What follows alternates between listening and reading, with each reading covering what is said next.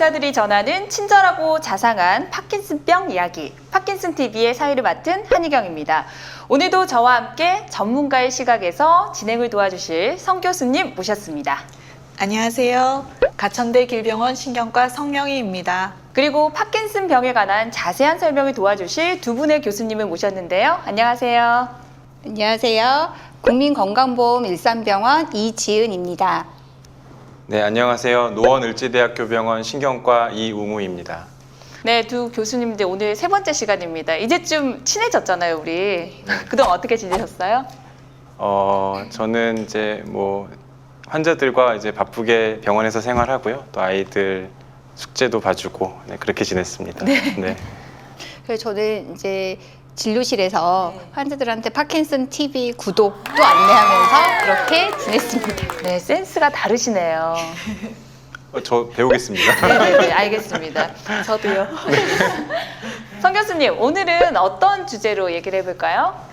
오늘은 지난주에 이어서 저희가 파킨슨 환자분들이 약물 쓰기 시작하시면서 많이 걱정하시는 부분들 다시 또 이어서 말씀드리고자 합니다. 네, 병에 대한 걱정은 해도 끝이 없을 것 같은데요. 오늘 이 시간으로 그 걱정 끝내셨으면 좋겠습니다. 그럼 이제부터 대한 파킨슨병 및 이상운동 질환학회가 함께하는 파킨슨TV 지금부터 시작합니다.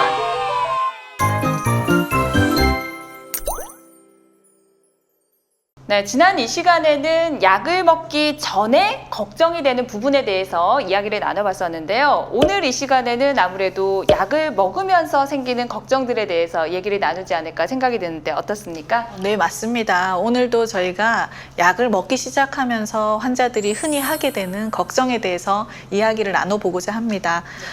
희경 씨, 우리 주변에 가장 흔한 병들 어떤 게 있나요? 관절염, 예. 그쵸. 당뇨, 예. 고혈압, 예. 이런 게 아닐까요? 정답인데요. 저희가 실제로 어르신들이 많다 보니까 네. 이미 이런 당뇨약, 고혈압약, 관절염약 이런 것들을 드시고 계시는 분들이 상당히 많습니다. 그렇죠. 그런데 이런 분들이 파킨슨 병을 진단을 받으시면서 여기에 또 더불어 파킨슨 약을 드셔야 된다는 거죠. 그래서 환자분들이 저 지금 고혈압약 먹고 있는데요. 당뇨약 먹고 있는데요. 그런데 이 약 먹어도 되나요? 이렇게 묻는 경우들이 많지 않습니까? 이지은 교수님 어떻게 설명해 주시나요? 일반적인 고혈압 치료제나 당뇨병 치료제는 같이 복용해도 문제가 없습니다. 그러나 파킨슨 치료제도 우리가 기립성 저혈압이나 저혈압과 같은 증상들을 일으킬 수가 있습니다. 근데 만약에 이 환자분들이 고혈압 치료제나 아니면 또 많은 남자분들이 복용하시는 전립선약 같은 것들을 복용하시게 되면 그 약을 같이 복용했을 때 기립성 저혈압이 더 악화가 되어서 예를 들어서 실신해서 응급실에 오시기도 하고 그다음에 누웠다 일어나거나 앉았다 일어나거나 걸어 다닐 때 앞머리가 무거거나 아니면 멍해지는 그러한 증상들이 나타날 수가 있습니다. 또한 이뿐만 아니라 파킨슨 약 중에 우리가 도파민제제나 아만타딘 같은 경우에는 약물 자체가 하지 부종을 일으킬 수 있습니다. 그러나 이분들이 만약에 당뇨병 치료제를 또한 같이 혹은 고혈압 치료제 일부도 같이 복용을 한다면 이러한 하지 부종, 우리가 이제 하지 부종은 어떻게 알 수 있냐면 손가락으로 이렇게 다리를 그 발목 같은 데 눌러보면 푹 들어가는 거를 알 수 있거든요. 그래서 그러한 증상들이 생기면 반드시 환자분은 이러한 증상에 대해서 저희와 같은 그 약물을 처방받고 있는 파킨슨 전문의하고도 상의를 하셔야 되지만 고혈압 치료제나 이런 당뇨병 약을 처방하고 있는 내과 의사나 혹은 가정의학과 의사 그런 주치의하고도 꼭 같이 상의를 하셔서 약물의 종류 및 양을 조절해야 되실 수 있습니다. 네, 지난 시간에도 얘기를 나눠보서 알겠지만 파킨슨병은 종류, 약의 종류, 치료법 환자마다 정말 달랐잖아요. 그런데 이런 지병이 있으신 분들은 또 다른 어떤 처방을 하셔야 될 것 같아요. 환자분들께서는 꼭 환자분들이 선생님을 찾아가실 때 메모를 해서 이런 고혈압이나 당뇨나 저 이런 거 약 먹고 있어요. 이런 얘기를 반드시 해야겠네요. 저 같은 경우는 환자분들이 이제 약을 시작하면은 외부에서 드시는 약들 처방전 싹 다 가지고 오시라고 말씀 드려서 이제 전체 약을 다 봅니다. 저희가 뭐 혈압약 드시지만 그 안에도 저희가 소화제도 있을 수도 있고 또 수면제도 있을 수도 있고 하기 때문에 모든 약제들을 저희가 처방전을 한번 확인을 합니다. 그렇게 한번 가지고 가셔서 확인을 받으시는 거 권합니다. 네, 예전 영상에서 저희가 비운동 증상 중에 기립성 저혈압 증상에 대해서 얘기를 나눈 적이 있었는데요. 그때는 이런 고혈압이나 당뇨병 약을 먹는다는 경우는 생각하지 못했습니다. 이런 문제가 또 있을 수 있다는 점 새롭게 또 알게 된 사실이고요. 파킨슨병 환자가 조심해야 되는 약물이 또 있을 것 같은데 이런 부분에 대해서도 자세하게 설명 좀 부탁드릴게요. 네, 파킨슨병 환자가 조심해야 되는 약물 뭐 여러 가지가 있을 수 있는데 제일 대표적으로 아까 레보도파 얘기 많이 하셨잖아요. 근데 레보도파가 사실은 그 자체로 약이 작용하는 게 아니고 레보도파가 이제 뇌로 들어가면 도파민이라는 물질로 변합니다. 그래서 그 도파민이 뇌에 작동을 해야 되는데 사실 이제 도파민이 작동할 때 방해를 하는 약들이 있을 수 있거든요. 그런 약들이 이제 흔히 많이 사용되는 데가 구토를 억제하는 약들 혹은 정신 증상을 조절하는 약들. 이제 그런 약들이 파킨슨 환자에게 들어가면 사실 병 주고 약 주고 뭐 이런 상황이 되는 거거든요. 도파민이 이제 작용해야 될 때 도파민을 이렇게 막는 그런 역할들을 할 수 있게 됩니다. 그래서 그런 약들이 굉장히 조심스러운데요. 우리가 또 무조건 안 쓸 수는 없거든요. 필요에 따라서는 써야 될 수도 있기 때문에 담당 의사 선생님하고 상의를 하셔서 파킨슨 약에 작용에 방해되는 그런 약들은 좀 피해서 쓰시면 되고요. 또 영향을 줄 수 있는 종류의 약들이 콧물이나 이제 알러지 반응에 쓸 수 있는 그런 항히스타민제 약들 그리고 우울증 약들 이런 것들이 영향을 줄 수 있습니다. 그래서 무조건 100% 못 쓰는 건 아니기 때문에 담당 선생님과 역시 상의를 하셔야 되고요. 그 다음에 약의 흡수에 영향을 주는 그런 이제 약이나 혹은 음식들 또는 보양식, 영양제 이런 것들 드시는 분들이 있거든요.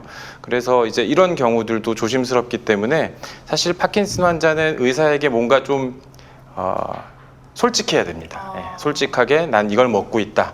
이런 것들을 최근에 했다. 이런 걸 알려주시면 담당 의사가 판단해서 영양 주는 약들을 아마 이제 말씀을 드릴 수 있을 것 같습니다.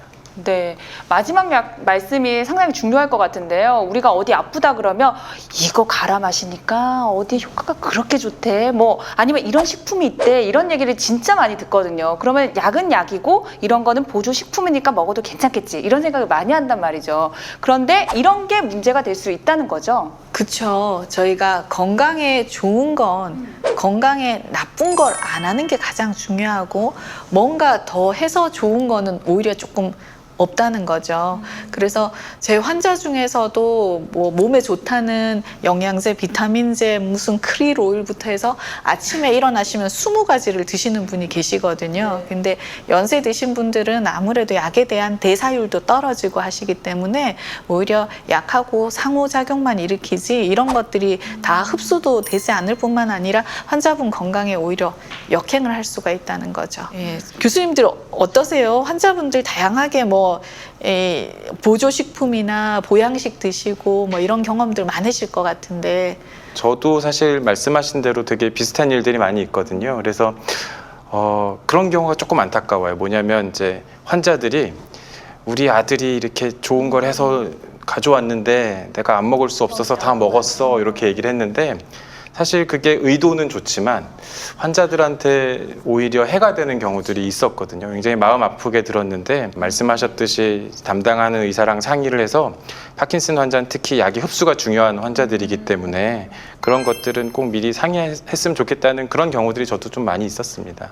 예, 저 같은 경우에도 이게 이제 환자분이 저는 분명히 레보도파제제 한 알밖에 처방을 안 해서 하루에 3알만 드시면 되는데 본인이 약을 너무 많이 먹어서 힘들다고 하시는 경우가 있습니다. 그래서 그럼 한번 갖고 와 보시라고 했더니 한 보따리를 꺼내셨는데 그 안에 온갖 비타민 제제인데 이것들이 여기저기서 내가 파킨슨병이라고 하니까 조금이라도 몸에 좀 도움이 되는 약들을 주셔서 몸에 아무리 좋다고 해도 그것을 과하게 드시는 것은 안 하시는 것이 좋을 것 같습니다. 네, 보양식뿐만이 아니라 콧물 알러지, 우울증을 약화시키는 약까지도 영향을 줄 수 있다니까요. 여러분들 이 점 꼭 기억해 두셔야겠습니다. 네, 이지은 교수님, 저 궁금한 게 있는데요. 이렇게 길거리나 화면에서 파킨슨병에 걸리신 분들을 보면 상당히 살이 마른 느낌을 받거든요.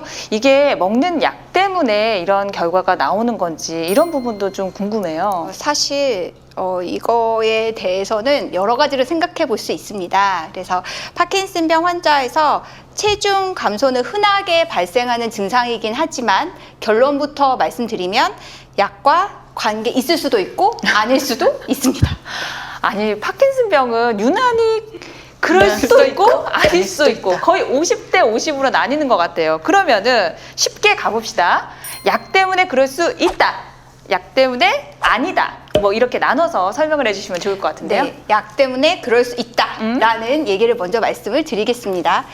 우리가 약 때문에 그럴 수 있는 것은 사실 파킨슨병 약을 먹으면 체중 감소가 같이 발생을 할 수 있는 경우가 있습니다. 그 이유는 우리가 파킨슨 약제를 바꾸거나 약의 양을 늘리게 되면서 이게 아무래도 증상이 계속 진행을 하게 되면 약의 용량을 우리가 변화시킬 수밖에 없습니다. 그럴 때 약을 늘리면서 생기는 부작용일 수도 있습니다. 또 한편으로는 이게 약을 장기 복용을 하다 보면 우리가 이전 시간들에서 한 번씩 들어보셨을 수 있는데 우리가 이런 레보도파 제제의 부작용으로 과한 약물을 복용하고 과한 움직임이 생기는 이상운동증과 같은 지나친 움직임이 발생하면 아무래도 에너지 소모량이 굉장히 많으시겠죠. 그리고 사실 이런 이상운동증이 심하셔서 약 조절하기 위해서 입원하시는 환자분들도 있는데요. 그분들 보면 하루 종일 땀을 흘리면서 몸을 계속 움직이고 있습니다. 그러면 얼마나 에너지 소비량이 힘드시고 굉장히 힘드시니까 살이 당연히 찌질 수가 없습니다. 그래서 이런 분들은 이런 이유로 약 때문에도 체중 감소가 발생할 수 있습니다. 그러면 다음은 약 때문만은 아니다에 대해서 또 설명을 드리겠습니다. 우리가 장기적으로 봤을 때 파킨슨 환자분들이 우리 아까 사회자님이 보셨던 것처럼 걸음도 잘 못 걸으면서 다리가 굉장히 얇으신 분들이 아마 해당되는 원인 중에 하나일 것 같습니다. 이분들이 감소되는 원인은 부작용보다는 질병 자체의 원인이 있다고 볼 수 있습니다. 왜냐하면 우리가 파킨슨병에 걸리게 되면 아무래도 보행장애 또 오래되면 균형장애도 발생을 하게 되고 행동이 느려지다 보니까 자기 마음대로 또 안 움직이다 보니까 사실은 운동을 열심히 해야 되는 질환인데도 불구하고 운동을 자꾸 안 하게 됩니다. 원래 그런데 나이가 들면 근력이 더군다나 빠지는데 운동량도 줄고 나니까 자꾸 근력이 빠지게 되니까 다리가 굉장히 가늘게 되고 활동량이 줄어들면 어떻게 되겠습니까? 입맛도 떨어지니까 밥을 안 먹게 되죠. 그래서 우리가 또한 연화장애도 이분들은 식사를 하거나 물을 드실 때 자꾸 사례가 걸린 연화장애도 생길 수 있기 때문에 이러한 여러 가지 원인이 체중이 감소되는 원인이 될 수 있습니다. 그렇군요. 그렇다면 성 교수님, 어쨌든 이 교수님의 얘기를 종합해 본다면 파킨슨 병의 여러 가지 증상 때문에 살이 빠지는 것은 어쩌면 당연할 수 있겠네요. 그렇지만 저희가 보고 있는 파킨슨 환자들은 대부분 고령의 환자들입니다. 식사를 충분히 잘 하시는데도 단기간 급격히 살이 빠진다 하면 다른 내과적인 질환, 특히 종양과 같은 이런 상태가 있는지를 검진을 통해서 확인을 하셔야 됩니다. 저 같은 경우도 환자분이 이제 변비가 워낙 심하시니까 파킨슨 환자분들이 통상적으로 변비인 줄 알았는데 살이 빠지시고 하시면서 나중에 봤더니 이게 대장암이었고 이런 경우들이 간혹 있거든요. 그래서 이런 환자분들 급격히 살이 빠지시면 저희가 내과적인 검사가 꼭 필요하겠습니다. 네, 성 교수님, 이 파킨슨 병의 약이 뇌를 고쳐주는 그런 약이잖아요. 그런데 뇌가 상당히 복잡하잖아요. 이 뇌의 어떤 부분을 고치기 위해서 이 약을 먹었는데 엉뚱하게 이 연결되어 있는 다른 곳에 가서 그게 기능을 하게 되면 어떤 이상이 생기지 않을까, 저는 그게 염려가 되거든요. 너무 좋은 지적이세요. 어떤 신경 전달 물질로 뇌 흑색질에 우리가 부족한 부분을 채워주다 보면 이게 우리가 뇌는 거대한 네트워크란 말이에요. 그래서 다른 부분들을 저희가 자극을 하게 되고 우리가 원치 않는 다른 기능들이 과도하게 나타나게 됩니다. 우리가 그걸 쉽게 말씀드리면 부작용이라고 얘기를 하는 거죠. 우리가 원하는 운동 증상이 좋아지고 좋아지고 비운동 증상이 좋아지고 이런 선작용만 있었으면 좋겠는데 이거 외에 이제 우리가 예기치 않았던 다른 부작용들로 환자분들이 고생하게 되는 경우들도 많이 있습니다. 그래서 대표적으로 어떤 증상이 있는지 이용우 교수님께서 좀 설명해 주시겠습니다. 네, 말씀하신 대로 이렇게 약을 먹으면 우리 필요한 부분에만 딱 가서 작용하면 좋은데요. 먹으면 이제 뇌 전체, 몸 전체로 퍼지게 되죠. 그래서 약의 성분이 굳이 필요 없는 조직까지 약이 도달하게 되고 그 때문에 발생할 수 있는 증상들이 몇 가지가 있습니다. 그래서 대표적으로 운동 증상이 좋아지고 활동이 좋아지시는 분들이 어떤 충동이 증가되고 그다음에 자주 쇼핑을 하게 되고 또 많이 먹고 이런 문제들이 생길 수가 있거든요. 그래서 아까 잠깐 말씀드렸다시피 파킨슨병의 문제가 되는 운동 증상은 주로는 이제 흑질 선조체라는 경로의 문제 때문입니다. 그래서 거기에 도파민만 보충해주면 좋겠는데 사실 먹는 도파민이 다른 곳도 가기 때문에 그 도파민을 사용하는 다른 신경 경로, 예를 들어서 중변연계라든지 중간 피질계 이런 곳들이 자극이 되면 충동 조절 장애가 쉽게 발생할 수 있습니다. 그 결과로 아까 말씀드렸던 쇼핑, 성적인 욕구 증가, 그리고 도박 같은 것들, 뭐 주식하는 분들도 있고요. 그런 문제들이 좀 생길 수 있습니다. 그렇죠. 저희가 실제로 파킨슨 환자분들이 신경과 영역에서 병이 시작을 해서 이런 식으로 부작용이 생기면은 환자들이 갑자기 정신과 환자로 바뀌는 경우들이 생기고 의사도 보호자도 환자 본인도 당황하게 되는 경우들이 많이 있습니다. 그래서 이런 정신적인 영역도 실제로는 파킨슨 병의 일환이고 약의 부작용 때문에 생길 수 있다는 거를 환자분들이 잘 인지를 하셔야지 문제가 생겼을 때 정신과 가지 않고 신경과로 오시게 되거든요. 근데 이런 증상들이 이제 흔히 생기는 연령대가 있거든요. 아, 그런가요? 예, 위험 인자를 좀 알려주시겠어요? 네, 그래서 이제 충동 조절 장애가 좀 잘 생기는 분들은 뭐 담배랑도 관계가 있는데 담배가 원인이라기보다는 어떤 이제 담배를 선택하게 되는 경향이 충동 조절을 잘 못하시는 분들한테 조금 더 많다라는 연구들도 있고요. 병이 조금 심한 분들도 이렇게 충동 조절 장애가 조금 더 잘 생기는 걸로 돼 있습니다. 근데 젊은 사람에게 왜 잘 생기느냐? 요거는 사실 아주 명확한 답을 내리긴 좀 어렵지만 아무래도 이제 여러 연구를 통해 보면은 유전적인 백그라운드도 조금 틀릴 거고 그다음 젊은 사람들이 그런데 좀 노출되기가 쉽고요. 그 다음에 이제 좀 나이가 들수록 좀 성숙해진다 그러잖아요. 근데 뇌가 그런 변할 시기가 아직은 안 된 그런 측면도 좀 작용하는 것 같습니다. 아, 파킨슨 병 때문에도 힘든데 이렇게 사고까지 만약에 이어진다면 정말 끔찍한 일이 아닐 수가 없는데요. 그게 다 레보도파 이 약 때문인 거예요, 그러면? 네, 근데 레보도파도 일으킬 수는 있는데요. 레보도파보다는 도파민 효연제라는 이제 그런 계열의 약들이 조금 더 문제가 많거든요. 왜냐하면은 레보도파보단 도파민 효연제가 우리가 어떤 화학적으로 만든 약이기 때문에 그 도파민 충동 조절 장애를 유발하는 그런 수용체에 조금 더 잘 들러붙습니다. 그래서 도파민 효연제 때문에 생기는 경우가 더 많아서 이런 경우는 사실 이제 각각의 경우를 들여다봐야 되고요. 역시 담당 선생님하고 상의를 하시는 것이 꼭 필요하겠습니다.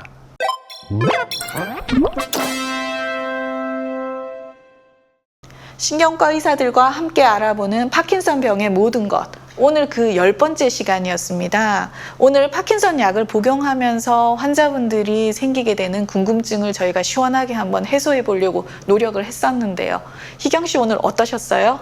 저는 사실 이 자리에 사회를 맡을 때는 너무 딱딱한 얘기 하는 거 아니야? 뭐 제가 저랑 아무 상관없는 얘기 아니야? 이래서 사실 조금 좀 주저주저 했었거든요. 근데 회를 거듭할수록 너무 귀한 얘기를 듣는 것 같아가지고 감사하고 또 파킨슨 병에 대해서 점점 알아가니까 막연하게 만약에 이런 일이 벌어지게 되면 어떻게 진행해 가야겠다. 좀 길이 보인다고 해야 될까요? 여러분께 상당히 감사함을 느끼고 있습니다. 저희가 오히려 감사하죠. 네, 그럼 오늘 함께 하신 교수님들 어떠셨어요?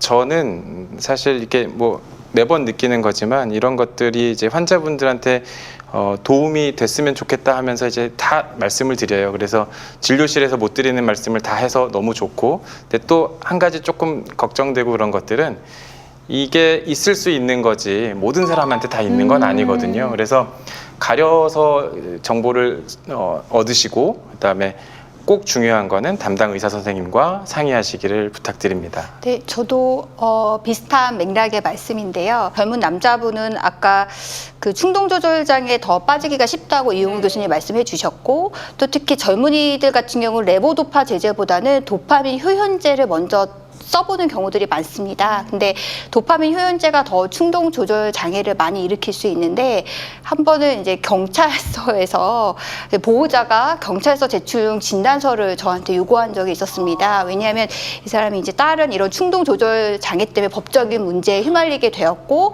그래서 이 사람이 파킨슨으로 치료를 받고 있다는 진단서를 저보고 써달라고 하였었는데, 이제 그 경우는 제가 굉장히 안타까웠습니다. 왜냐하면 이제 보통 젊은이들은 혼자 외래에 오시기 때문에 이분들이 어떠한 문제들이 생겼는지를, 예를 들면 성적인 문제가 생겼을 수도 있고 도벽이 생겼을 수도 있고 여러 가지 문제가 생겼을 수 있는데, 그것을 얘기를 잘 안 합니다. 더군다나 이게 이성 의사한테는 그거를 얘기하기가 쉽지 않은 경우, 요즘은 많이 깨어있긴 하시지만 어려워서 얘기를 못 하셔서 문제가 이렇게 큰 문제가 되고 나서야 저한테 얘기하는 경우가 있어서, 제가 말씀드리고 싶은 것은 두 가지입니다. 하나는 문제가 있을 경우에 꼭 보호자가 있으시다면 같이 오셔서 그 상황에 대해서 환자가 없더라도 따로 진료를 보셔서 말씀해 주셨으면 좋겠다는 거 하나가 있고요. 두 번째는 환자들이 주저하지 말고 저희들이 그거에 대해서 비판하는 것이 아니라 도와드리려고 하는 거니까 약을 조절하거나 아니면 경우에 따라서는 탁과와 협진을 통해서 치료를 받으실 수 있으니까요. 그러한 방법을 선택해 주셨으면 좋겠습니다. 너무 좋은 지적입니다. 실제로 파킨슨 환자분들이 우리가 몸만 불편한 게 아니라 마음도 불편해지고 실제로 전인적인 문제들이 생기고 이런 것들이 또 약에 의해서도 또 생기는 경우들이 있습니다. 그래서 환자나 보호자분들이 이건 신경과 병 때문에 생기는 게 아닐 거야, 이렇게 판단하시지 말고 환자가 생기는 모든 문제점을 신경과 선생님하고 같이 상의를 해나갔으면 좋겠습니다. 네. 오늘 초반만 해도 얘기가 이렇게 흘러갈 거라고는 저는 생각을 못했습니다. 이렇게 민감한 부분까지도 짚어줄 수 있는 TV가 어디냐고요? 바로 파킨슨 TV입니다. 다음 이 시간에도 대한 파킨슨병 및 이상운동 질환학회가 함께하는 파킨슨 TV 많은 시청 부탁드립니다. 부탁드립니다.